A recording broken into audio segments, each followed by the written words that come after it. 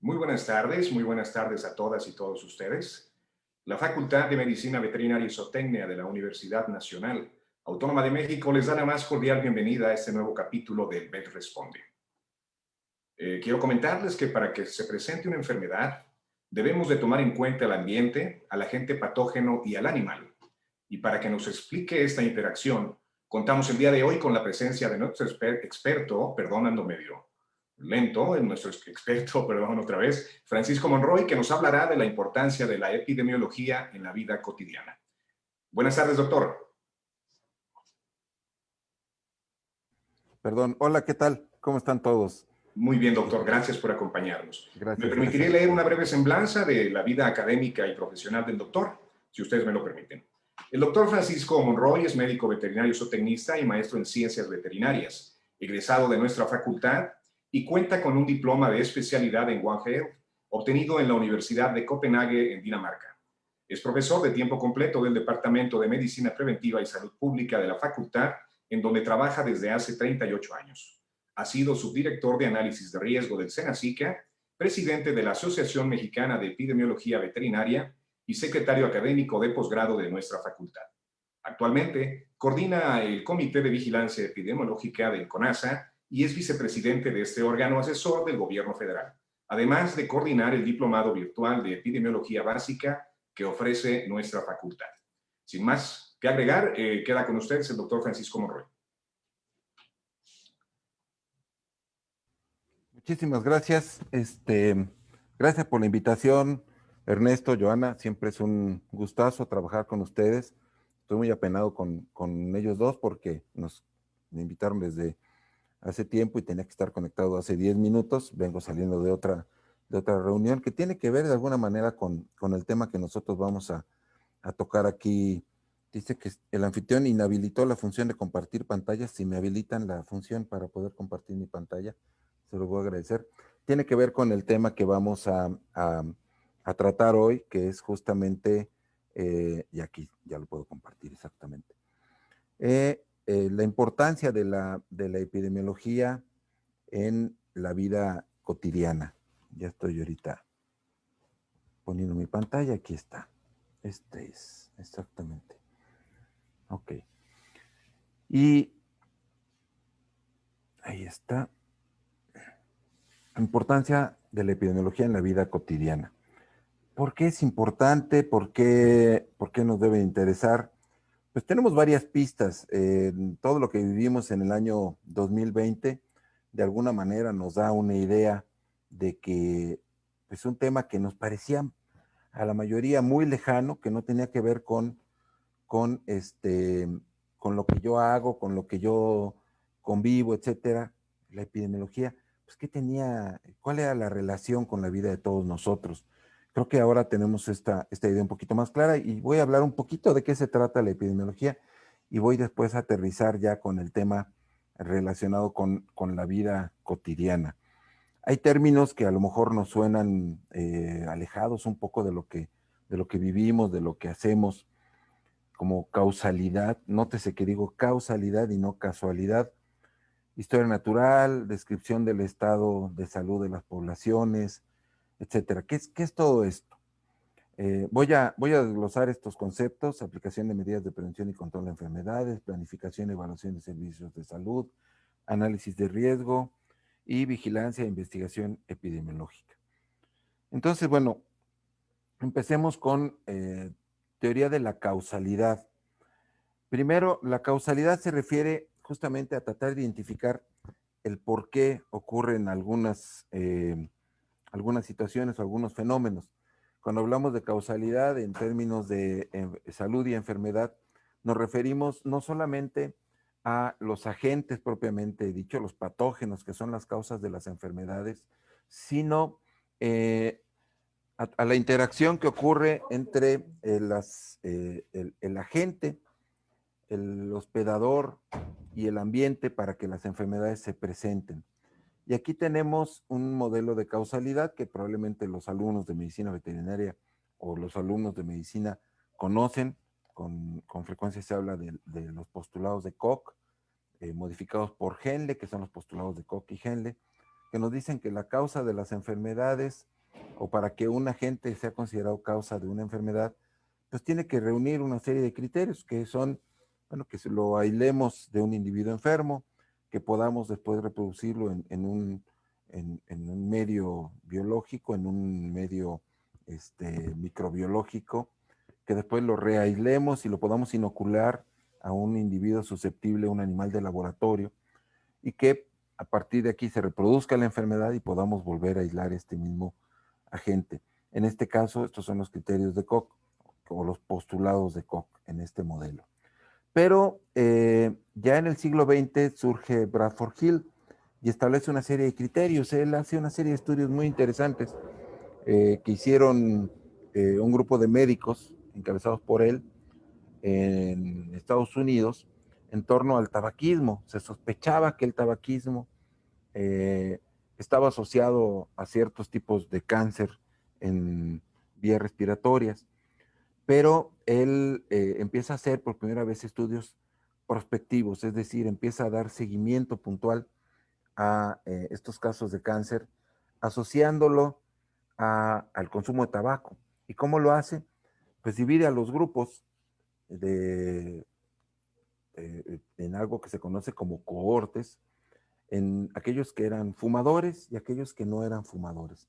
Este criterio o esta división de dividir a los fumadores y no fumadores, eh, tratando de determinar cuál era el riesgo de que padecieran cáncer, permitió que se hicieran análisis y que se pudiera determinar ya con precisión algo que durante ya algunos años escuchamos, que fumar es un factor de riesgo para el cáncer pulmonar. ¿Qué quiere decir ser un factor de riesgo? Bueno, te puede dar cáncer pulmonar si no fumas, pero la probabilidad de que adquieras ese riesgo o que adquieras ese cáncer se incrementa exponencialmente si tú fumas.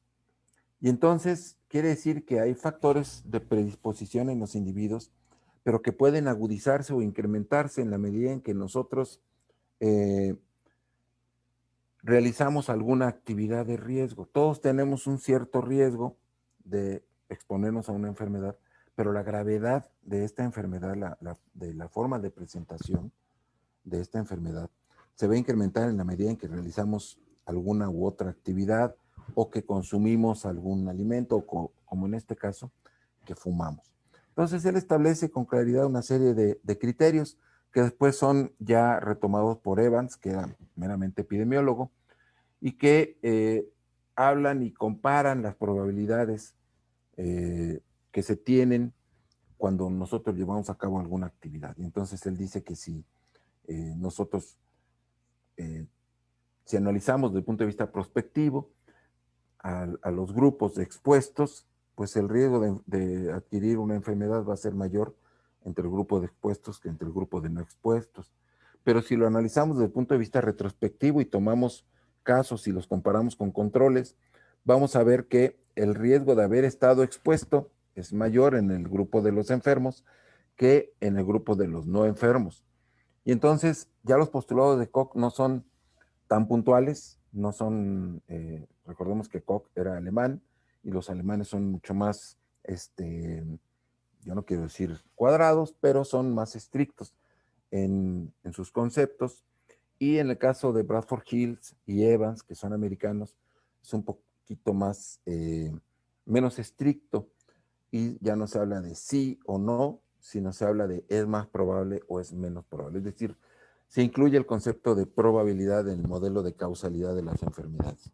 Y vemos que en realidad la presentación de una enfermedad no solamente tiene que ver con la exposición a un agente, sino también con otros factores del ambiente. Es decir, va a haber que no sea un fumador propiamente dicho, pero que sí convive con un fumador. Y entonces existe ahora el término de fumador pasivo, es decir, una persona que no consume tabaco, pero que convive con alguien que sí lo consume y que por lo tanto está cerca de ese microambiente con nicotina y con otras sustancias que estimulan el desarrollo de cáncer y que sin tener esta adicción, pues de alguna forma sufre, digamos, las consecuencias, ¿no? Y a partir del ejemplo del tabaquismo tenemos muchísimos otros ejemplos de otras enfermedades que se consideraban simplemente crónico-degenerativas o inclusive con un componente genético, como es el caso de la diabetes. Se descubrió que existen genes que predisponen a la diabetes. Sí, y que existe una edad en la que se detona este componente o este factor genético alrededor de los 40 años. Entonces tenemos un componente genético y tenemos también un componente cronológico, digamos, ¿no? Pero no solamente es, tienes el gen, cumples 40 años y te vas a enfermar, no, sino que existen otros factores adicionales, tales como, por ejemplo, eh, cómo es tu vida en términos de actividad física. ¿Es sedentaria o tienes una vida con una gran actividad física? Y entonces tenemos la actividad física y la vida sedentaria, como en la medida en que eres más sedentario, tu riesgo de padecer diabetes se va sumando a la presencia del gen, a la edad y el sedentarismo. Y ahora agregamos otro, que es la dieta. Si tu dieta es rica en carbohidratos, pues entonces tú sumas dieta rica en carbohidratos, más vida sedentaria, más edad, más la presencia del gen y se desarrolla la diabetes. Y entonces ya me dio diabetes y me voy a morir de diabetes. No, porque entonces tú puedes ir controlando esto. No puedes controlar la edad ni la genética, porque ya la tienes, pero sí puedes controlar la actividad, o sea, el dejar de ser sedentario, modificar este factor y la dieta, ¿sí? Es decir, puedes dejar de comer alimentos que te incrementen el riesgo. Y actualmente uno puede ser diabético, pero puede ir controlando estos dos últimos factores para disminuir el riesgo de que se presenten las complicaciones que están aunadas a una enfermedad. Entonces, las enfermedades no son una cuestión divina o una maldición, sino que podemos de alguna forma influir nosotros y modificar el resultado final o la forma en la que esta enfermedad se presenta en la medida en que nosotros vamos comprendiendo cuáles son todos los elementos. Y esta visión, eh, digamos, panorámica de las enfermedades nos la da la epidemiología, que trabaja de la mano con la clínica, pero que al poder contar con un número muy grande de individuos, de casos clínicos, puede ir observando todas estas variaciones, puede ir analizándolas desde el punto de vista estadístico y puede ir llegando a establecer algunas medidas contraepidémicas, algunas medidas que ayuden a disminuir los riesgos generales que cada individuo tiene a partir del conocimiento poblacional de una enfermedad. Y aquí lo aterrizamos en este esquema que fue propuesto por Lebel y Clark por allá en los años 50, que se conoce como historia natural de la enfermedad, que esto es una pregunta de examen de todos los alumnos de medicina preventiva, que probablemente lo recuerdan como una pesadilla, pero que nos ayuda a comprender la enfermedad. Es decir, a partir del conocimiento epidemiológico de la enfermedad, podemos nosotros hacer un modelo, un esquema de cómo se presenta esta enfermedad y dividimos aquí el tiempo en dos periodos que son 1 y 2. Y aquí están las respuestas esta es la guía de estudio para la pregunta 17 del examen extraordinario de medicina preventiva, que dice, enumera todas y cada una de las partes del esquema de historia natural de la enfermedad. Entonces tenemos primero el periodo prepatogénico, es decir, ¿qué es este periodo prepatogénico? Yo siempre lo platico en clase como si fuera más o menos el guión de una obra de teatro. Y entonces en el periodo prepatogénico estamos apenas viendo la descripción de todos los personajes y el entorno, ¿sí? Aquí aparece HO, o, ¿quién es HO? Pues el hospedador, es el protagonista de la historia. La historia natural de la enfermedad no habla de cómo es la diabetes, sino de cómo es un individuo que tiene diabetes. ¿Qué pasó en él para que ocurra? O de un individuo que posee o que padece una enfermedad infecciosa. Llámenle sida, llámenle rabia, llámenle moquillo, llámenle tristeza. Hay una enfermedad que se llama la tristeza del aguacate, muy interesante. Alguna vez en un congreso de agrónomos son simpaticísimos los agrónomos. Hace poco fue su día, se celebró el Día Nacional del Agrónomo. Son nuestros hermanos porque en 1853, cuando se creó la carrera de medicina veterinaria, se creó al mismo tiempo la de agronomía y convivimos en el mismo decreto firmado por don Antonio López de Santana. Se crean las dos escuelas y ya después nos separamos. Dicen que somos como Caín y Abel. Uno era agricultor, Caín, y Abel era ganadero. No sé si nos haya ido igual de mal como en aquella historia, espero que no. Pero, pero bueno, en fin, hay enfermedades también de las plantas, y les decía yo de la tristeza del aguacate, es una enfermedad viral. Y en un congreso de ingenieros agrónomos, alguno comentó que la receta para la tristeza del aguacate eran 3 mariachis por hectárea. No sé si esto sea cierto, supongo que no, pero suena simpático. En fin, tenemos al hospedador, que es el protagonista de la historia, que puede ser un ser humano, puede ser un animal, puede ser un aguacate, puede ser lo que sea. Cualquier ser vivo que sea capaz de enfermarse es un hospedador, ¿sí? Generalmente hablamos de un organismo superior, ya saben, nuestra visión antropocéntrica, mamíferocéntrica, o como quieran llamarle ustedes, habla de organismos que tienen columna vertebral, etcétera, ¿no? Bueno, un individuo que se enferma es un hospedador. La causa de esa enfermedad es el agente. Que puede ser pues, una bacteria, un prión, un virus, un hongo, pero también puede ser una sustancia tóxica, puede ser un metal pesado, puede ser lo que sea. ¿Qué es lo que puede causar daño? Lo que ustedes quieran. El agua. ¿Sí? Si nos falta, podemos morir de sed, ¿no? Entonces, los agentes causales no solamente lo son por presencia, sino pueden ser por ausencia, o pueden ser por exceso o por deficiencia. Las vitaminas que tanto bien nos hacen y que tanto necesitamos, si nos faltan, nos pueden enfermar. Entonces, estamos hablando aquí de ausencia, presencia, exceso o deficiencia. Lo mismo aplica para minerales que son básicos, ¿no? Que pueden en exceso llegar a producir problemas, pero también cuando nos faltan. Y giran en un ambiente. Es decir, cualquier factor del ambiente puede llegarse a convertir en un agente. Y cuando hablamos de ambiente, no solamente hablamos del ambiente físico, es decir, de la temperatura, la humedad relativa, el tipo de suelo, etcétera, o químico, como pues el pH o inclusive los alimentos que consumimos y todos los factores o componentes que vienen allí, y biológico, por supuesto, cuando hablamos de flora, fauna y demás, sino también otro tipo de ambiente, el ambiente social, el ambiente cultural, el ambiente político, porque estos también juegan un papel importante, ¿no?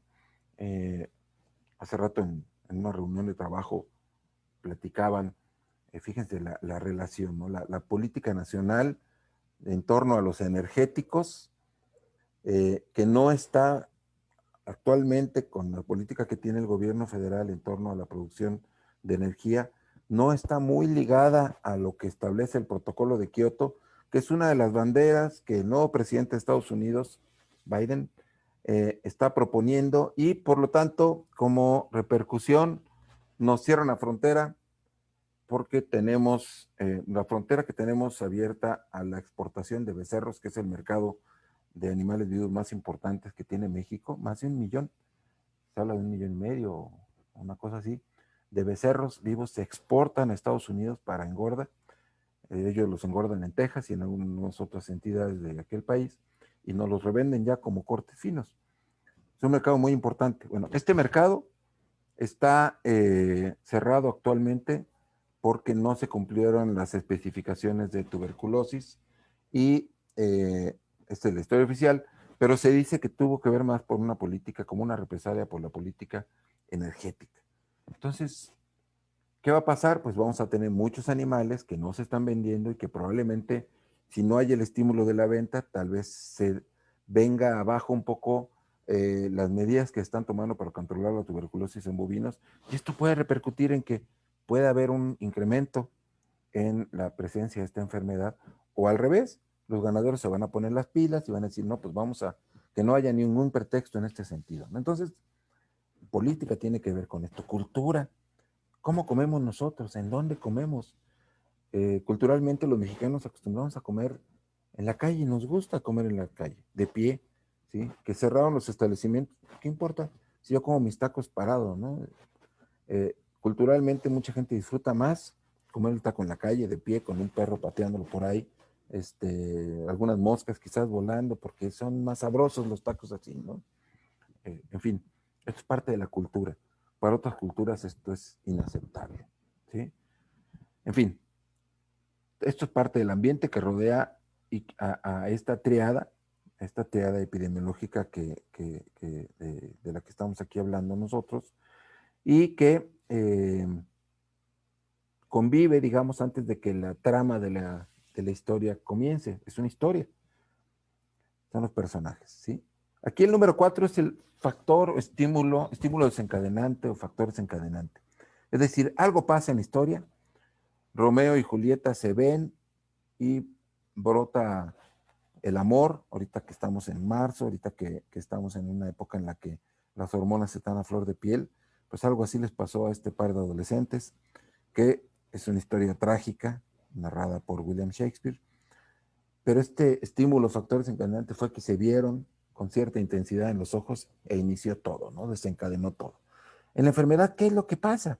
Bueno, en la enfermedad lo que ocurre es que depende la enfermedad de la que estemos hablando, pero las historias comienzan, por ejemplo, en el caso de la rabia, con un virus rábico que anda por ahí en un perro y que en este caso el virus es el agente.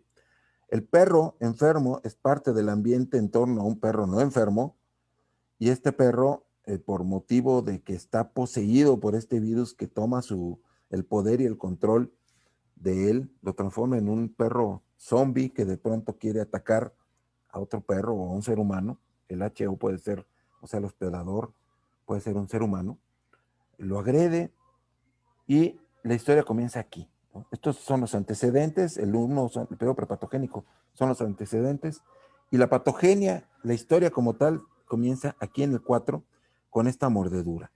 El virus tiene oportunidad de salir a través de la saliva, invade el tejido del hospedador en este periodo número 2, que es el periodo patogénico o patogenia de la enfermedad, y comienza la acción. ¿Qué hace el virus? El virus tiene como misión llegar al encéfalo, al sistema nervioso central del perro, para tomar el poder y transformar al perro en un ente diabólico, agresivo, que era un animal inofensivo que nos transmitía cariño y que nos daba apoyo y era el mejor amigo del hombre, y se convierte en su peor enemigo. ¿Y cómo lo hace?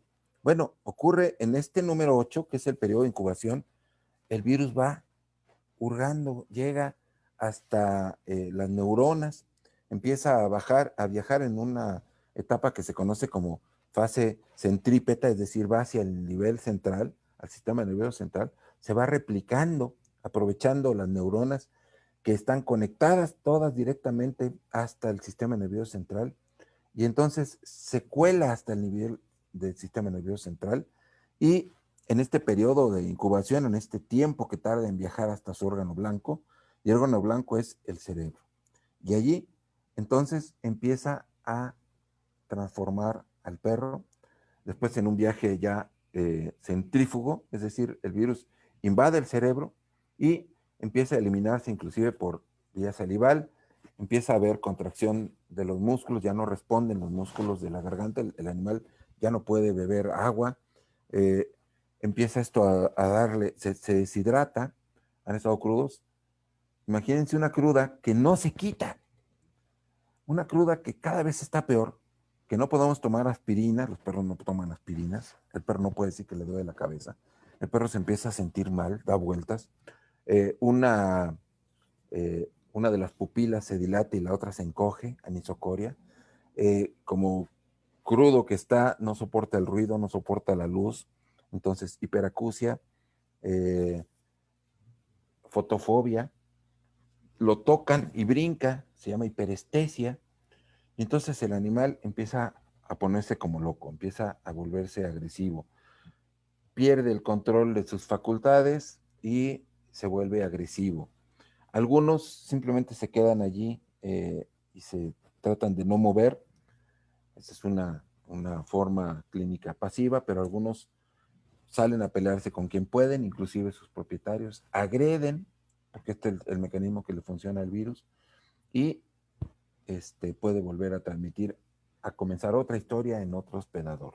¿Cuál es el final del perro? Bueno, o de cualquier paciente enfermo. Hasta ahora la letalidad es del 100%, es decir, todos se mueren. Esto lo sabemos gracias a los estudios epidemiológicos. Cuando conocemos esta historia natural de la enfermedad, cuando conocemos todo lo que ocurre arriba en este cuadro, podemos manejar 9, 10 y 11, que son prevención primaria, prevención secundaria y prevención terciaria. Hay enfermedades en las que no podemos hacer nada ya en el nivel terciario, pero en casi todas podemos hacer algo. En el 12, que es fomento a la salud. ¿Qué sería el fomento a la salud? Pues si voy a tener perros, los debo de tener en forma responsable, viviendo dentro de una casa, que no salgan si no es bajo control y supervisión, no de un adulto, bueno, sí, de un propietario adulto que sea capaz de controlarlos para que el perro no se pelee y no se exponga. ¿Sí? Aquí todavía no estamos hablando de vacunas, estamos hablando de que el perro tiene que estar pues bien alimentado, con agua, para que lo tengamos en casa, para que no salga a buscar alimento ni demás. Todo esto es fomento a la salud, vida sana. 13 ya es protección específica, es decir, estoy hablando de que a ese perro le voy a tener que dar a lo mejor pues vacunas y otro tipo de cuestiones, tratamiento y atención veterinaria y demás, antes de que se enferme. Si él está cubierto de esto, aun cuando se enfrente el perro a un animal eh, portador de la rabia, no se va a enfermar porque él está vacunado y sobre todo inmunizado. Entonces, puede ser que se infecte, pero no va a desarrollar la enfermedad. 14 y 15, pues ya 14 es diagnóstico precoz. ¿Qué quiere decir esto? Bueno, si empiezo a tener los signos de esta o cualquier otra enfermedad, en la medida en que se hace en forma precoz, o sea, mientras más pronto sea, inclusive antes de que aparezcan los signos, pues algo puedo hacer. Si nosotros somos los agredidos, en ese momento en el diagnóstico precoz, me expuse a un perro de que no estaba vacunado o de que no sé nada, puedo recibir el tratamiento oportuno. ¿Cuál es el tratamiento oportuno? Lavar la herida, desinfectar, aplicar suero hiperinmune que me ayude a tener defensas para enfrentar a este virus y que una parte se aplica en forma sistémica y otra parte se va a aplicar de manera local para tratar de combatir la acción del virus, para tratar de acabar con él. Limitación del daño, si es que fue una herida, bueno, en el caso de algunas enfermedades se pueden limitar los daños cuando se hace un diagnóstico precoz y el tratamiento ya no fue oportuno, pero de todas maneras todavía se puede hacer algo. Se puede hacer cirugía para quitar un cáncer o un absceso, etcétera. O sea, ya se produjo el daño, pero vamos a limitarlo solamente a donde ya ocurrió para que no se disemine. Y la rehabilitación, que en el caso, por supuesto, de la rabia no ocurre, pero en otras enfermedades puede ser, si se logra detener antes de que se vuelva el problema crónico o de que se llegue a la muerte, pues puede llegarse a actuar y rehabilitar que el individuo pueda llevar a cabo sus funciones. Todo esto lo hacemos basados en la información que va ocurriendo o que se va obteniendo a través del estudio de las enfermedades en las poblaciones. Y este es otro de los objetivos de la epidemiología, describir el estado de salud de las poblaciones. Es decir, qué tan presente está la enfermedad en una población, tratar de identificar tendencias en cuanto a la incidencia o prevalencia de las enfermedades. ¿Para qué? Para hacer pronósticos, para saber hacia dónde van, para poder establecer lo que dice aquí, cambios en los patrones de una enfermedad. O sea, establezco cuál es el patrón de presentación. Hay muchos casos de una enfermedad diarreica o de enfermedades diarreicas. Pues sí, porque es la época del año en la que normalmente ocurre esto. Pero si esto se está presentando antes, pues entonces yo puedo identificar estos cambios en los patrones. En el 2009, cuando tuvimos el brote de influenza humana H1N1, este se detectó justamente por un cambio en el patrón de la presentación de la enfermedad. La influenza estacional normalmente empieza a bajar a partir de que comienza marzo, cambia el clima, va para abajo, y en el año 2009, en lugar de empezar a bajar, la vigilancia Centinela estableció que iba para arriba. No se sabía todavía que era una cepa. 6 meses después se supo que era influenza H1N1, pero sí se pudo determinar desde antes por un cambio en la tendencia, por un cambio en el patrón, que estaba ocurriendo algo, que esto no era influenza estacional, sino que era otra cosa. Y ya después se supo que era una influenza que se llamó primero epidémica, también se le llamó porcina, también se le llamó humana, mexicana. Finalmente se logró que se le llamara con un nombre científico para no desprestigiar ni a los cerdos ni a los mexicanos, y acabó siendo influenza H1N1. Y finalmente fue una epidemia, una pandemia que se logró controlar en aquel momento, ¿sí? Identificar grupos de riesgo en la población humana y animal. ¿Por qué? Porque no todos nos enfermamos igual, o a pesar de que tengamos el mismo riesgo de infectarnos, puede ser que no tengamos la misma intensidad de la enfermedad, y lo vemos con mucha claridad en la pandemia de COVID-19 que estamos viviendo. Los grupos de riesgo incluyen a personas de edad avanzada. Mientras más avanzada es la edad, el riesgo de padecer las complicaciones es más alto. Pero no solamente esto, existen las comorbilidades, justamente la diabetes, las enfermedades cardíacas, los problemas renales, predisponen a que las complicaciones se den con mayor frecuencia y que la gravedad de la enfermedad sea más alta. Entonces podemos establecer e identificar estos grupos de riesgo, y las medidas contraepidémicas, las medidas o las acciones de prevención se van a enfocar en estos grupos de riesgo, tal como se está decidiendo en este momento. Actualmente la decisión de la vacunación se enfoca en dos factores de riesgo que son fundamentales. Primero, la actividad profesional. Entonces, todos aquellos profesionales que están trabajando en el sector salud, y particularmente los que están atendiendo a la población que está enferma de COVID-19, pues son a los que se les ha aplicado primero la vacunación, tratando de obtener su inmunidad, su inmunización. Y por otro lado, cuando se termina de atender a este grupo, que es el que primero tiene que estar bien, si hay enfermos en un avión, el que nos preocupa más es el piloto, porque es el que está conduciendo, es el primero que tiene que estar bien. Después del piloto nos lo dicen cuando nos sentamos en un avión, dicen, si hay una falla de oxígeno, van a caer de la parte superior unas mascarillas que tienen oxígeno si hay una descompensación en la cabina. Y antes de que usted haga otra cosa, primero póngasela. O sea, no podemos nosotros ayudar a los demás si no estamos bien. Entonces, primero hay que ponernos esto, y ya después atendemos a un niño o a una persona discapacitada que se encuentra a nuestro lado. Bueno, exactamente igual. Primero se atiende a grupo de riesgo en la población humana, que son las personas expuestas, las que nos tienen que atender, y después, que es la etapa en la que estamos ahorita, a las personas a los adultos mayores. Y por ahí van. Ahorita es en la etapa en la que nos encontramos. Y de ahí va a ir yéndose con base en esta identificación de grupos de riesgo, para atender a aquellos que tienen justamente ese mayor riesgo. Si nosotros tenemos que hacer actividades de vacunación o de desparasitación, etcétera, lo vamos a hacer también, que cuando hablamos de las poblaciones animales, basados en riesgo. Es decir, no aplicamos los calendarios de vacunación o de desparasitación nada más porque sí, sino que tenemos que analizar qué tipo de biológico vamos a aplicar, que sea el de la región, con el agente que está predominante en esta zona, y se va a vacunar normalmente, por ejemplo, a los cachorros, porque son los que tienen más riesgo de enfermar, o a las hembras en etapa reproductiva, en gestación, etcétera, ¿no? Entonces, dependiendo de cada enfermedad, se identifica cuáles son los grupos de riesgo y se toman las medidas, las acciones de control de las enfermedades que se van a llevar a cabo. Y también nos ayuda a determinar el estado de salud y la magnitud de la capacidad o de la discapacidad, tanto de los individuos, de los seres humanos, como de los animales. Un animal también que está en producción, pues a veces es necesario sacarlo de la producción en la medida que está enfermo, o que presenta una falta de capacidad en su producción o en la actividad que lleva a cabo.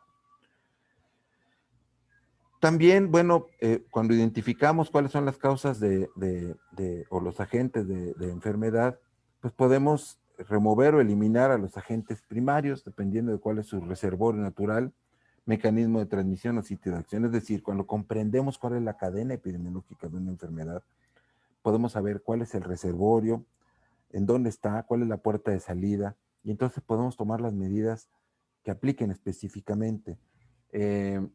Por ejemplo, en el caso de control de enfermedades que se transmiten por alimentos, hay básicamente dos fuentes de contaminación de los alimentos. Una que se conoce como contaminación primaria, que es la que ocurre con el animal o con la planta cuando están en vida, cuando allí adquieren este agente, y otra que se llama como contaminación secundaria, que es cuando ya tenemos el producto y que allí se contamina.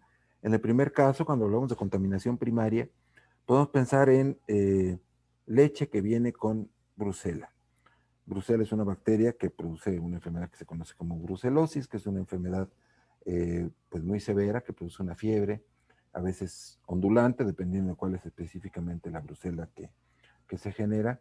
Y esto ocurre porque estas bacterias son parásitos intracelulares, entonces no todo el tiempo están en el torrente sanguíneo, no todo el tiempo producen fiebre, sino que se llama ondulante porque están, digamos, encerradas en las células reproduciéndose, pues rompen las células, salen al torrente sanguíneo y surge la famosa fiebre, pero después se quita porque otra vez todas las bacterias ya están en otras células y así va ondulando, ¿no? Es uno de los cuadros clínicos característicos de esta enfermedad.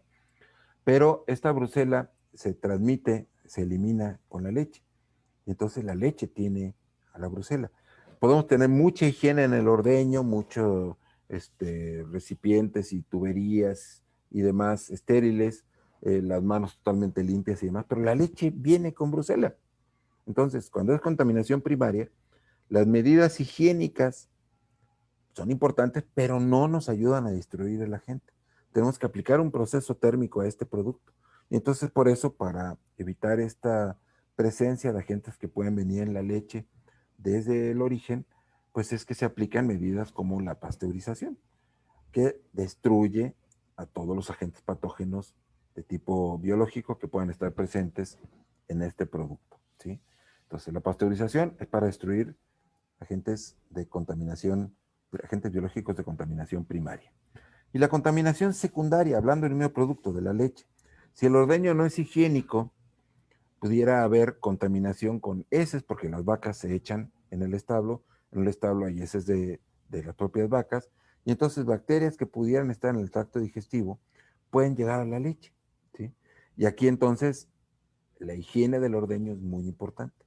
Para la contaminación secundaria, la higiene en la obtención del alimento, en el transporte, en el procesamiento, en el almacenamiento de este producto es muy importante. Entonces, la higiene nos sirve para la contaminación secundaria, pero otras medidas específicas como la cocción, la pasteurización o algunas otras medidas de aplicación térmica, de aplicación de calor a cierto nivel durante cierto tiempo, son las que nos van a ayudar a controlar estos factores que son primarios, que son de origen. Y esto lo entendemos cuando, o lo podemos hacer, llevar a cabo, cuando conocemos cuál es la dinámica de la enfermedad, cuál es la cadena epidemiológica de la enfermedad. Podemos modificar la resistencia y la susceptibilidad de los hospedadores a través de procesos que se conocen desde tiempos de Edward Jenner, por allá en los años 1700, en donde, de hecho, desde un poco antes ya se tenía la costumbre de tomar no tomaban al virus propiamente dicho, pero sí exponían a los individuos a, a personas enfermas de viruela. Lo que hizo Edward Jenner fue que en lugar de exponerlos a personas enfermas de viruela, lo que hizo fue exponerlos a costras de vacas que estaban enfermas de una enfermedad muy parecida a la viruela, que se le llamaba viruela de las vacas o viruela vacuna. Y entonces esta exposición a esto fue lo que se le llamó originalmente vacunación, de ahí viene el término.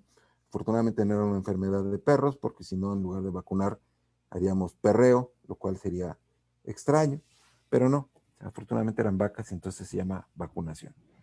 Entonces lo que hacemos con la vacunación es una microenfermedad, y a partir de esta microenfermedad controlada, se origina un proceso de resistencia, de inmunidad, se entrena al organismo para identificar a los agentes de enfermedad, digamos que es un boxeo de sombra, y capacitamos a nuestro sistema inmune para que cuando le toque enfrentarse al agente de a de veras, al agente causal de la enfermedad real, pues ya está entrenado y pueda con él, ¿sí? Pero esto lo hacemos a través del estudio, a través del comportamiento de estas enfermedades en las poblaciones. Y podemos también modificar el comportamiento, tanto humano como animal, para impedir riesgos o promover acciones saludables. Y otra vez lo estamos viviendo con toda claridad en esta pandemia de COVID. ¿Cuáles son la modificación del comportamiento que nos están pidiendo? Pues utiliza el cubrebocas, mantén la sana distancia, no concurras a lugares donde hay una alta densidad de población, de preferencia que no sean lugares cerrados, suspende las actividades colectivas, grupales, por eso cierran cines, por eso cierran restaurantes. A veces la gente dice, ¿por qué abren restaurantes pero a las 6 o 7 de la tarde los cierran? Bueno, esto tiene que ver con el consumo de alcohol. Tal vez se hayan percatado de que a partir de que consume uno cierta cantidad de alcohol, pues tendemos a disminuir la sana distancia, ¿sí? Inclusive, esto es algo que cualquier persona que esté queriendo tener un acercamiento social con otra persona lo sabe. Se rompe el hielo, ¿sí? Dicen que el tequila es como dicen, el lubricante del amor. Pues sí, a partir de que uno va consumiendo alcohol, uno va soltando inhibiciones, liberando barreras, acercándose físicamente más a las personas. Y esto pues se refleja en un mayor riesgo de transmisión de enfermedades. Inclusive ya no solamente COVID, sino de enfermedades de transmisión sexual. Ya saben, ¿no? El despertar de Dios mío, ¿qué hice? Y con quién ya ni me acuerdo, ¿no? Entonces, a veces esto ocurre cuando consumimos alcohol o algún otro tipo de sustancia con las cuales perdemos el control. Entonces, parte de la modificación del comportamiento que se está exigiendo actualmente es pues mantenernos sobrios. Por eso establecen las famosas, siempre se me olvida la palabra, bueno, cuando no hay venta de alcohol, prohibición de venta de vinos y licores, etcétera, ¿no? Que es parte de todas estas medidas que se tienen que hacer, ¿no? Entonces, promover acciones saludables significa justamente esto, ¿no? La monogamia para las enfermedades de transmisión sexual, alguien no sabe ni siquiera qué significa la palabra, mucho menos el concepto, pero para otras enfermedades, pues mantener la distancia puede ser suficiente.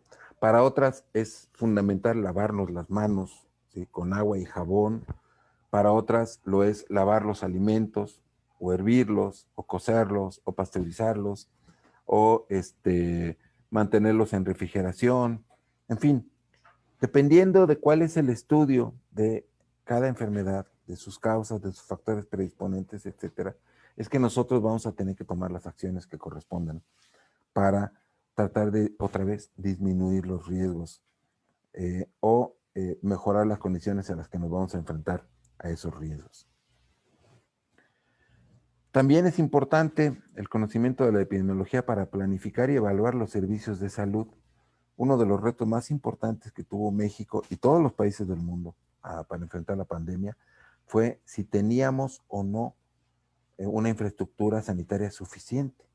Y pues, la verdad es que no la teníamos. Ni siquiera los países que están mejor en este sentido, como los países europeos o Estados Unidos, Canadá, no estaban preparados para lo que venía, ¿sí? Es decir, no teníamos una infraestructura sanitaria suficiente.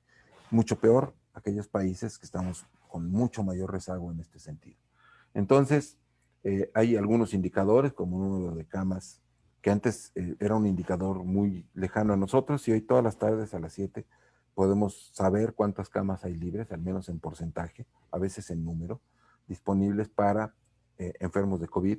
Y en la medida en que se va llenando el tinaco, es que van abriendo o cerrando la llave y cambian el semáforo. El semáforo epidemiológico, mucha gente cree que funciona basado fundamentalmente en el número de casos, y la verdad es que no es así. Se basa fundamentalmente en la ocupación de hospitales. Si tu ocupación está alcanzando el tope, cierra la llave, ¿sí? Esto es lo que hacen las autoridades. ¿Para qué? No, cierra todo, para que haya menos riesgo, menos transmisión. Ya, empieza a haber camas libres, ahora sí ábrele, ¿no? ¿Para qué? Pues para que ahorita se enfermen, ahorita que tenemos espacio, ¿no? Esa es la realidad, eso es lo que está ocurriendo, ¿no? No es que, ya podemos salir, ya abrieron los cines y ya abrieron los restaurantes, porque ya no hay virus circulando. No, el virus sigue circulando. Lo abren porque en este momento, enférmense porque ahorita sí tenemos capacidad, ¿sí? Quien no lo entiende de esta forma es que no lo ha entendido absolutamente para nada, ¿no? La pandemia sigue y va a seguir hasta que estemos inmunizados y todavía va para largo para esto. No tenemos ni el 2% de la población inmunizada en este momento en México. Bueno, identificación de los principales riesgos para la salud de la comunidad, esta cosa se pasa, de la comunidad humana o animal. Y entonces, ¿cómo identificamos los riesgos para la salud de la comunidad humana o animal? Bueno, conociendo cómo son las enfermedades, cuando identificamos los riesgos, podemos saber cómo se pueden controlar. No solamente hablamos de riesgos de enfermedades, curiosamente la epidemiología se enfoca en otras cosas que no son enfermedades. Existe la epidemiología de los embarazos no deseados y sabemos que hay factores de riesgo para embarazos no deseados, ¿no? ¿Cuáles son los factores de riesgo? Decía por ahí una amiga, la tarde triste y la casa sola, ¿no? Es uno de los principales factores de riesgo. Cuando un par de adolescentes que quieren y pueden, tienen oportunidad, la aprovechan, ¿sí? Y aunque no sean adolescentes, también, ¿sí? En tanto haya dos personas que quieren y pueden, lo van a hacer. Entonces, pues esto es un factor de riesgo para los embarazos no deseados, porque el sexo sin planeación implica pues que no se tomen las debidas precauciones y entonces el riesgo de tener una consecuencia no deseada ocurre. Esto se puede evitar, sí, con educación sexual, con comunicación, con muchas cosas, ¿no? ¿Va a evitar que ocurra? No, va a disminuir la probabilidad de que ocurra. Punto.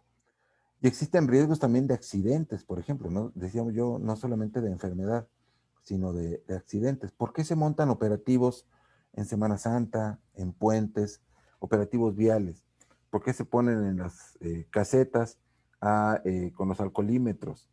Pues porque saben que, bueno, la mayor parte de la gente viaja y no va bebiendo mientras viaja, pero existe uno que otro imprudente que sí. Y entonces los tratan de detectar para que mejor no viajen. Si vas bebiendo, si vas consumiendo sustancias, así como decíamos que la distancia se disminuye, la cercanía se incrementa con las personas cuando consumimos alcohol, pues también los sentidos se modifican. Hay una función sensacional en YouTube, si han visto videos en YouTube, van a ver por ahí una herramienta pequeñita que es como un engrane. Y entonces ahí dice velocidad. Y es genial, yo me divierto como loco, porque me toca ver y revisar muchos videos ahora de trabajo de los alumnos y demás. Y pues a veces te entretienes, pero a veces son muy aburridos. Entonces por curiosidad se pone uno ahí a buscar las herramientas y está la velocidad. Y está, si mal no recuerdo, es 1, que es la velocidad normal, pero si le ponen .75 o .50, todo mundo, lo he hecho hasta con mis videos, todo mundo parece borracho, todo mundo habla como borracho, ¿sí? En cambio, si le ponen a 1.25 o 1.5, todo el mundo habla rapidísimo, ¿sí? Como ardillita. Entonces, ¿qué pasa con el alcohol? Pues realmente lo que pasa es que si ustedes han tenido esa sensación, si alguna vez han estado, han sido presas del abuso de alcohol, verán que como que todo pasa muy rápido. Tiene que ver aquí un poco los conceptos de Einstein aplicados a la vida cotidiana. Vemos que todo a nuestro alrededor pasa rápido y nosotros lo sentimos bien, pero en realidad estamos hablando como borrachos porque lo estamos. Entonces hablamos lento y nos movemos lento y pensamos y reaccionamos en cámara lenta, ¿sí? Cuando esto lo hacemos manejando, el riesgo de tener un accidente es altísimo, ¿sí?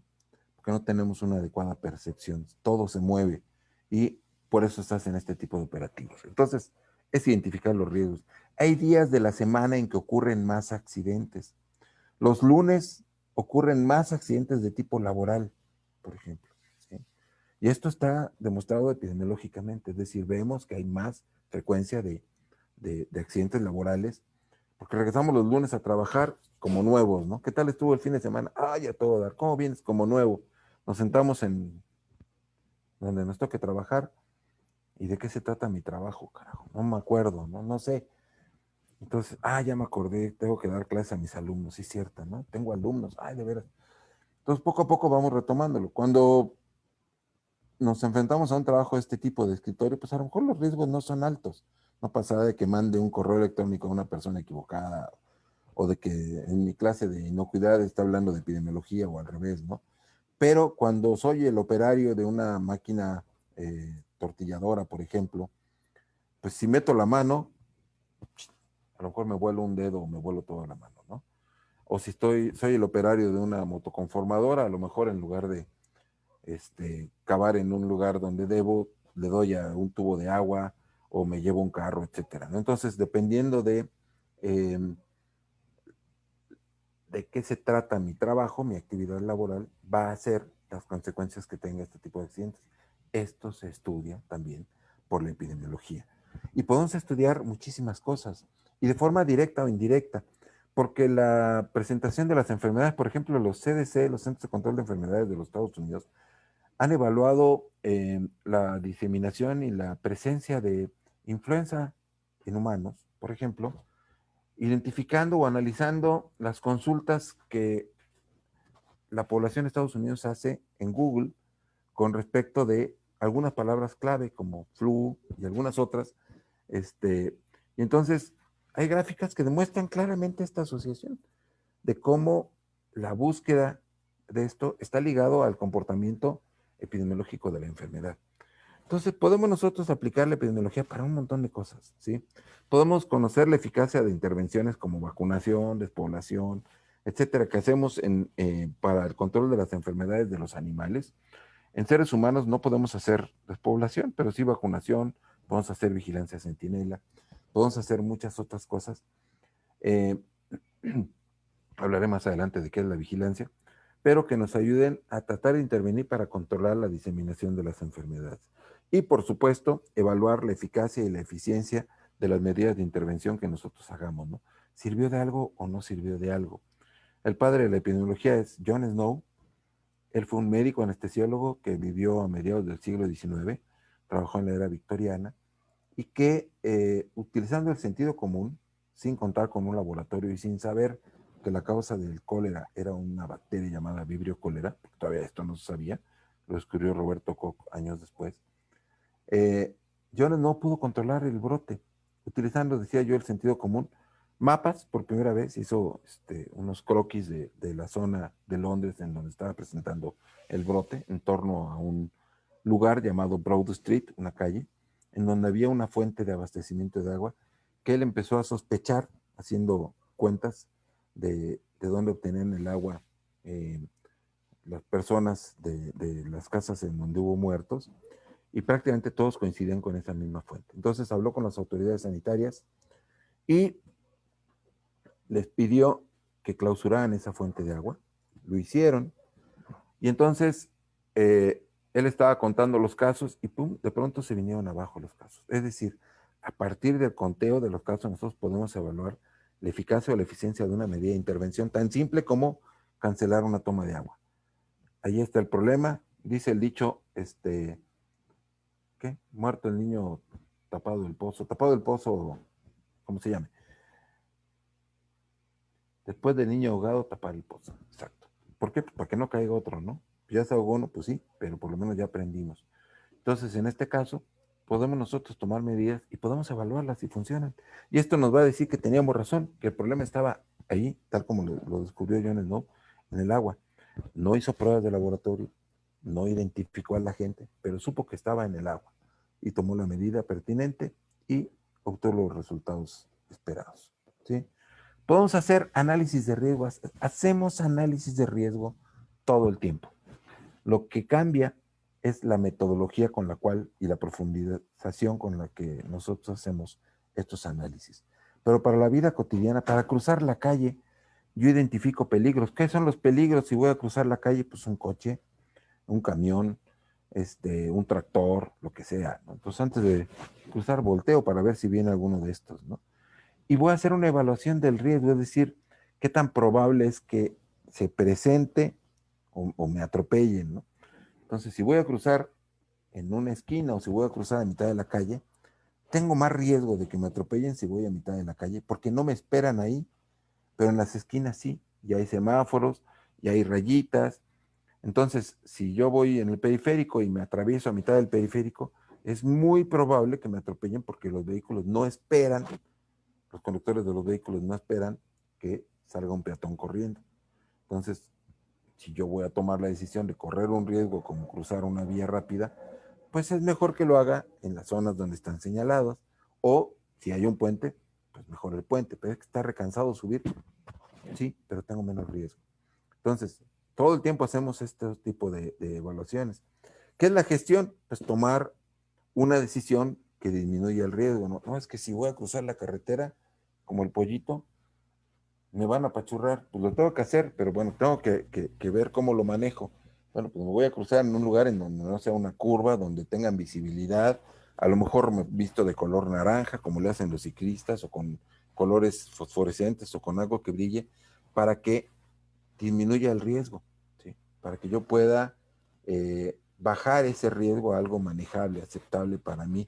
Y calculo, alcanzo a cruzar corriendo, veo la distancia, todo esto lo hacemos todo el tiempo, ¿sí? Entonces, no, si paso, pum. Si me falla, pues entonces va a haber la consecuencia, ¿no? Y en el caso de comunicación del riesgo, pues son todas las medidas o recomendaciones.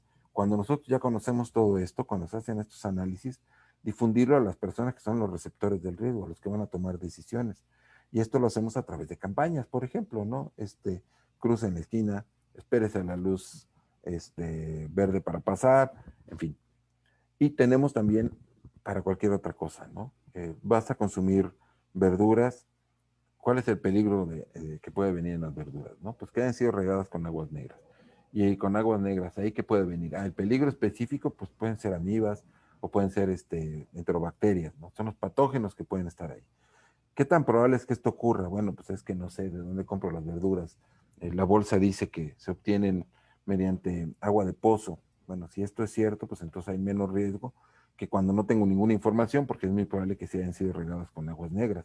Prácticamente todas las verduras que compramos en los mercados en la Ciudad de México provienen de zonas en donde se riega con las aguas negras de nosotros mismos que vertimos a las entidades vecinas, ¿no? Estado de México, Hidalgo, etcétera. Y entonces de allá vienen y nos llegan a nosotros. Si nosotros no lavamos estas verduras, que es la gestión del riesgo, pues tenemos un riesgo muy alto de adquirir estas amibas o estas enterobacterias porque estamos consumiendo los alimentos que vienen contaminados. La gestión entonces implicará pues el lavado e inclusive la desinfección hoja por hoja de cada una de estas verduras o frutas, porque también aplica para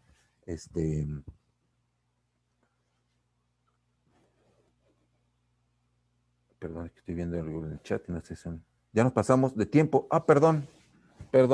Ok, sorry.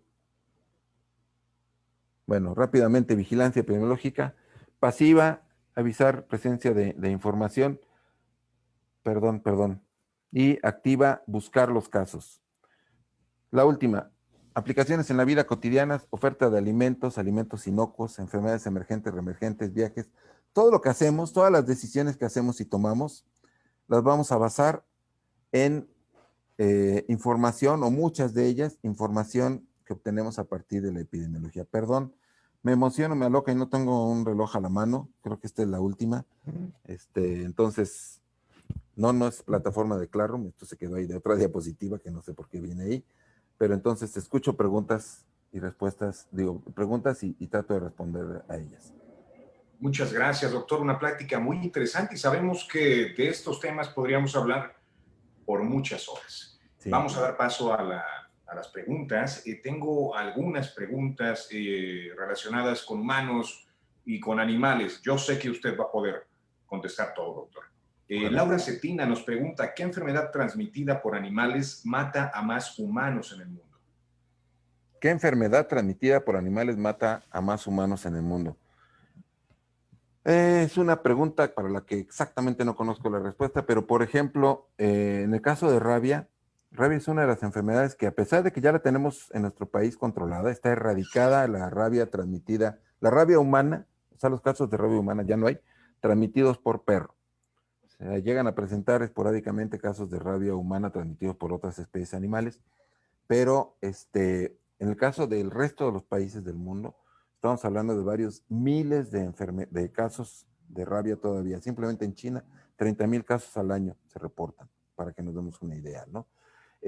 Pero en sí, Las enfermedades que más importancia tienen, no tengo el dato numérico en este momento, pero son las que se transmiten por vectores, por mosquitos. Estas, sobre todo en zonas tropicales, que es donde hay más presencia de mosquitos, son las que tienen los números más importantes. Gracias, doctor. Siguiendo la línea de esta pregunta, bueno, a su respuesta, doctor, Luna Domínguez pregunta si puede un solo mosquito transmitir varias enfermedades. Sí, técnicamente sí. Normalmente pensamos en que los mosquitos o transmiten Zika o transmiten fiebre amarilla o paludismo, pero la verdad es que pues ahora sí que va a depender de todas las enfermedades que estén presentes en la zona. Por eso es que el enfoque de, otra vez, cuando conocemos la epidemiología de la enfermedad, si las enfermedades se transmiten por mosquitos, podemos controlarlas en los organismos de donde provienen, porque un mosquito transmite una enfermedad normalmente picando a un individuo enfermo y luego yendo a picar a otro sano, en donde en el proceso en que se alimenta o defeca, etcétera, el mosquito es cuando nos contamina o contamina al sano. ¿Qué tenemos que hacer? Pues el control de mosquitos, la vigilancia entomológica, es decir, vigilar cuál es la presencia de ciertas especies. Hay algunos mosquitos que se requiere la presencia de una especie particular de mosquito porque parte del ciclo se lleva a cabo en ellos, pero en muchos otros casos ellos fungen un papel como vectores mecánicos, es decir, solamente son el vehículo, digamos, de transmisión de un virus a otro virus, ¿no? Perdón, de un virus de un individuo, de un hospedador a otro, que es el caso de pues, prácticamente todas las encefalitis equinas venezolana del este, del oeste, la del virus del oeste del Nilo, etcétera, ¿no? Gracias, doctor. Rosario Luna, ¿es cierto que las vacunas que le ponían a un humano después de haber sido mordido por un perro con rabia no servían de nada? No, no es cierto. Eh, Normalmente las vacunas, eh, bueno, han ido mejorando mucho en su calidad. Muchas de las vacunas originales eran, me refiero a originales hace 50 años, se cultivaban en embrión de pollo y si la cosecha no era adecuada, o sea, si el momento en el que se recuperaba la vacuna no se hacía en un momento oportuno, ocurría el riesgo de que se hubiera desarrollado la mielina en este embrión. La mielina es una capa protectora de todo el tejido neurológico, de, de todos los seres vivos que tienen neuronas, y es una especie de cobertura de un cable, digamos, ¿no? Esta mielina, si iba en la vacuna, entonces en el momento en que se aplicaba al individuo, desarrollaba inmunidad en contra de la mielina, aparte contra del virus. Y entonces había accidentes postvacunales que eran, pues una especie de poliomielitis, una desmielinización, porque el cuerpo producía anticuerpos contra su propia mielina, y pues entonces la persona perdía toda la capacidad de transmisión, imagínense los cables pelados, se pierde toda la energía, y entonces el individuo tenía parálisis y era un accidente relativamente frecuente. Esto, conforme ha avanzado la tecnología y se cuenta con vacunas que ya no están desarrolladas en embrión de pollo, sino en células, en cultivos celulares, pues ya no hay la oportunidad de que haya desarrollo de mielina y entonces las vacunas son mucho más eficientes. Las actuales son en células Vero, por ejemplo, ¿no? Que son las que se utilizan. A mí me vacunaron con ambas, tuve una agresión, un contacto con un perro rabioso hace muchos años cuando era estudiante y me aplicaron la vacuna de la cepa Fuensalida, que venía en, eh, ¿cómo se llama esta cosa? Bueno, en formalina, ardía como el demonio, eran 14 piquetes, y me hicieron, antes de que me aplicaran las de células Vero, formé parte de un estudio en donde me tomaron suero, y mi suero es hiperinmune, tengo 7 unidades internacionales por mililitro de suero, cuando se los ofrezca con todo gusto, espero que no. Y es decir, sí desarrollan la inmunidad, sí te protegen esas vacunas antiguas, ¿no? Después llegaron las de células Vero y por supuesto mi inmunidad se desarrolló más, ya no me acuerdo cuál fue el título que obtuve, ¿no? Pero sí generaban inmunidad. ¿Cuál es el problema con una vacuna? Pues que si no se cuida la cadena fría, es decir, si no se mantiene a la temperatura que necesita ese biológico, pues sí, puede ser que al aplicarla sea como estar aplicando agua, ¿no? De aquí que, por ejemplo, con la vacuna de Pfizer que se está utilizando para COVID actualmente, pues requiere una temperatura muy baja, muy por debajo de los, no sé exactamente el dato, pero 100 grados centígrados para abajo, una cosa así. Entonces, por eso no pueden andar como andan con las vacunas de sarampión, de puerta en puerta, tocando aquí a ver a quién se lo ofrece, ¿no? Porque el manejo es muy complicado. Pero dependiendo del manejo de la cadena fría, normalmente la vacuna, si cumple con esta cadena, debe de generar el nivel de inmunidad adecuado, ahora y antes. Sí. Muchas gracias, doctor. Coque Sánchez, ante esta pandemia, ¿qué tanto nuestras mascotas más comunes, como son perros y gatos, pueden actuar como fomites? Y también, ¿qué tanto podemos generar más variantes de este virus por zoonosis a través de nuestras mascotas? Ok. Hasta ahora se han identificado la presencia del SARS-CoV-2, el virus causante de COVID-19, en diversas especies animales, eh, principalmente en felinos, en perros. O sea, principalmente felinos son los que han sido más afectados, unos cuantos perros también. Se han encontrado en mustélidos, bisones principalmente, y en algunas otras especies se ha llegado a encontrar, ¿no? Hay muchísimas especies afectadas por coronavirus en general, bovinos, aves, perros, cerdos, pero el SARS-CoV-2 se ha encontrado en algunas cuantas especies. En todos los casos ha sido una transmisión del humano hacia los animales de compañía. La única excepción fue los mustélidos, los bisones, primero en España, luego en Bélgica y luego en Dinamarca, en donde se presentaron, inclusive hubo el regreso, digamos, del virus hacia el ser humano, que logró presentar enfermedad. Y por esta razón se tomó la decisión discutible, pero de sacrificar a todos los animales que estuvieron involucrados en estos brotes, ¿no? Incluyendo 17 millones de bisones en Dinamarca. Fuera de esto, los animales de compañía, nuestros perros, nuestros gatos, no representan un riesgo para nosotros, no son fomites, no son un vehículo de transmisión de la enfermedad. Son individuos que tienen riesgo de enfermar a partir de nosotros. Entonces, en esa medida tenemos que cuidarlos y no al revés. Y la otra pregunta que decía de la variación o las variedades y zoonosis. Y también, ¿qué tanto podemos generar más variantes de este virus por zoonosis? Bueno, hasta ahora solamente decía yo en bisones es donde se vio que sí llegó a haber una variante. Insisto, la medida que se tomó fue drástica, pero aparentemente fue oportuna y no se generó más variante, no hubo una variante nueva, sino simplemente una variante humana. Se pudo adaptar también a los bisones y esta tenía la capacidad de regresar hacia el humano. Potencialmente existe el riesgo de que con cualquier otra especie animal pueda pasar lo mismo, porque los coronavirus son fácilmente adaptables, pero no se ha demostrado hasta ahora en ninguna parte del mundo que ocurran estas variantes. Las variantes están ocurriendo en los humanos porque es donde hay mayor oportunidad de que ocurra, porque hay millones de humanos infectados, ¿no?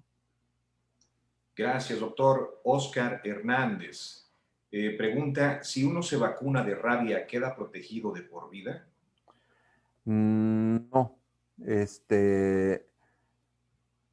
Bueno, yo les comentaba de mi vacunación, que fue por allá de 1981, algo así. Y después me hice los análisis en el 2001, es decir, habían pasado 20 años y tenía muy buenos niveles de rabia, pero fue la cepa fue en salida, que eran 14 dosis, que era muy buena vacuna, generaba una muy buena inmunidad y pues de alguna forma sí puedo decir que fue de por vida. Actualmente se utiliza la de células Vero, que hasta donde sé sigue teniendo buena inmunidad y normalmente sí genera una buena respuesta, pero ninguna vacuna, ninguna, de nada, genera, o sea, nos da una respuesta del 100% de protección. Esto no, nadie te lo puede garantizar. En la medida en que hay más revacunaciones, esto se va incrementando, o sea, la posibilidad de que quedes protegido se incrementa. Y normalmente rabia casi nos da una certeza en el sentido de que si ya tuviste inmunidad, la vas a mantener. La mejor forma de estar seguro, pues, es hacernos una titulación, ¿no? Gracias, doctor. Aquí hay una pregunta bastante curiosa que se puede combinar con un tema anterior que tuvimos acerca del huevo. ¿Es verdad que si te vacunas no debes comer huevo? no sé si es chiste o albur, pero no hay hasta ahora que yo haya leído algún fundamento científico para esto. Lo único que se restringe, y esto sí es muy claro, es el alcohol. Eso sí, no podemos beber, ¿no? Si el huevo viene en rompope, pues entonces no se podrá consumir, pero es por el alcohol del rompope, no por el huevo en sí, ¿no? No sé cuál sea la justificación para ello. No había oído ni leído absolutamente nada de esto. Gracias, doctor. Patricia Malagón, ¿hay vacuna contra el dengue? Y si es así, ¿está disponible? Eh, Tengo entendido que sí. Lo que no estoy muy seguro es que en México la haya. Yo casi estoy seguro que sí, pero sería cosa de esto verificarlo con nuestros amigos y colegas del INDRE. Seguramente ellos nos podrían despejar la duda. Puedo hacer la consulta. Patricia Malagón, si es la misma Patricia Malagón que yo conozco, la tengo de contacto, inclusive en Facebook, entonces me lo puede mandar allí y con todo gusto puedo hacer la consulta respectiva y darle la respuesta al respecto, ¿no? Y si no, bueno, hacer la consulta directamente en la página de la Secretaría de Salud, que ahí debe decir si de aquí la tenemos en existencia y disponible. Y si la hay, normalmente se aplica en zonas endémicas, que sí las tenemos también en el país, ¿no? Gracias, doctor. Manuel Luján, ¿nos podemos contagiar de influenza aviar? Otro tema también discutible, de influenza hay muchísimas variedades y combinaciones. Hay algunas que tienen la capacidad, efectivamente, de las influencias aviares.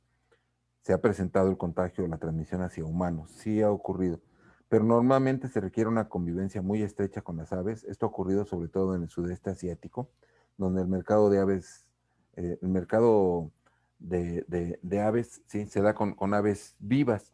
Aquí nosotros comercializamos canales de pollo, ¿no? Aquí llamamos el pollo, vamos a la pollería y ahí está, pero en otras partes va uno al mercado y selecciona a su ave, ¿no? Y en la medida en que hay mucha convivencia con estas aves, si están enfermas de influenza de ciertas cepas, puede llegarse a dar la transmisión. Ha ocurrido, decía yo, principalmente en el sudeste asiático, pero también en algunas otras partes del mundo, incluyendo hasta donde sea, Holanda, Estados Unidos y demás. Pero lo que no ha ocurrido es que esta influenza adquirida de las aves tenga la capacidad de transmitirse de humano a humano. Es decir, no se establece ya esta zoonosis en los seres humanos, sino se llegan a enfermar, ¿sí? Sí puede llegar a ser una enfermedad. De las cepas de influenza aviar que hemos tenido en nuestro país, H7N3 y cualquier otra H5N4, ninguna de estas ha tenido la capacidad de infectar a los seres humanos de forma natural. Gracias, doctor. Y vamos a dar paso a la última pregunta. Sí. María Pineda, ¿qué enfermedades comparten los animales y los humanos? Que sean las más importantes. Bueno, hasta el año 2000 había registradas 49% de las enfermedades de los humanos eran asociadas a enfermedades de los animales, eran zoonosis. Actualmente ya se sabe que esto está cerca del 70%, sobre todo como resultado de las enfermedades emergentes y prácticamente las reemergentes, mejor dicho, algunas de las reemergentes y prácticamente todas las emergentes, incluyendo COVID, tienen una asociación o un origen zoonótico, y esto es lógico. Estamos encontrando enfermedades nuevas conforme nos enfrentamos a nuevas poblaciones, en la medida que invadimos hábitats, en la medida que consumimos especies exóticas, que modificamos hábitos alimenticios, que nos exponemos a alimentos que no han sido cocidos o tratados o procesados de una forma higiénica, regulada, etcétera, ¿no? Entonces, sí hay altos riesgos, sí hay un número muy importante. Yo les menciono como referencia algunos textos clásicos de zoonosis y otras enfermedades transmisibles comunes al hombre y a los animales, de Pedro Hacha. Eh, Son 3 tomos, es un libro viejito del año 2000, pero muy bueno, bastante completo y está disponible en línea. Hay publicaciones también de la Organización Mundial de la Salud, de la FAO y de la OIE respecto a las enfermedades zoonóticas. Creo que siempre es importante tener una referencia confiable en este sentido. Y la recomendación principal pues creo que tendría que ser, si tenemos animales, consultar a un médico veterinario. Si consumimos alimentos de origen animal, adquirirlos en establecimientos confiables, procedentes de lugares donde han sido criados con todos los cuidados, con toda la bioseguridad, con todas las medidas de reducción de riesgos que se establecen para la producción de alimentos en nuestro país. Muchas gracias, doctor. Y quiero agradecer a Josué Cantero, que nos hace un comentario referente al huevo y la vacuna. Dice, no era albur, es algo que se dice en el pueblo. Y bueno, para reforzar la importancia de este tipo de transmisiones en vivo, doctor, compartir el conocimiento de nuestros académicos y eliminar un poco los mitos y las creencias erróneas que hay sobre algunas cosas, doctor. Agradecemos su presencia, agradecemos a todos los que nos vieron esta tarde en el Beta Responde y nos vemos dentro de 8 días a la misma hora por este mismo canal. Hasta luego, doctor, y muchísimas gracias. Muchas gracias, Ernesto, gracias, Joana, gracias a todos los que nos siguieron, 2 o 3 los que hayan sido, qué bueno que se tomaron el tiempo. Una disculpa por haberme rebasado, como siempre, los tiempos, me aloco y se me va la onda, pero gracias, siempre un placer estar con ustedes. No fueron 2 y 3, doctor, fueron más de 150. Excelente, muy bien, qué bueno. Excelente, Gracias a todos. doctor, hasta luego y gracias. Gracias, igualmente.